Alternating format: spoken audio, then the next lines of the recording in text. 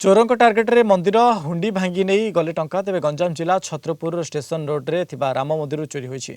मंदिर हुंडी भांगी लुटिनेले दुर्बृत्त माने सकाळ सकाळ पूजक देखि छत्रपुर पुलिस को अवगत कराइथिले। तेबे घटनास्थल रे छत्रपुर पुलिस पहुंची तदंत चलाइछि। तेबे गत किछि दिन तळे हनुमान मंदिर 50 लाख टंकार ऊर्ध्व टंकार सुना और नगद टंका चोरी होइथिला।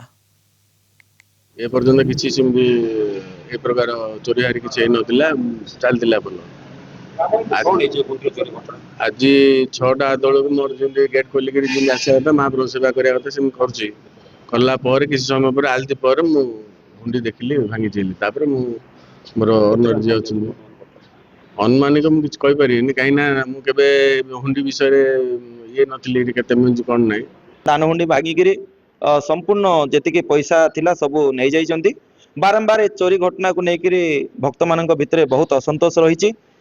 पुलिस आसिक वर्तमान तदंत प्रारंभ कर छतरपुर पुलिस आशा करुँ कि आगामी दिन में ये चोरी घटना न घटू और जो चोरी घटना घटुची तार मुख्य कारण जो नशा द्रव्य रोचे ड्रग्स कहतु गांजा कहतु ये जो नशा द्रव्य विस्तार होची ता ऊपर भी प्रतिबंध लगांतु।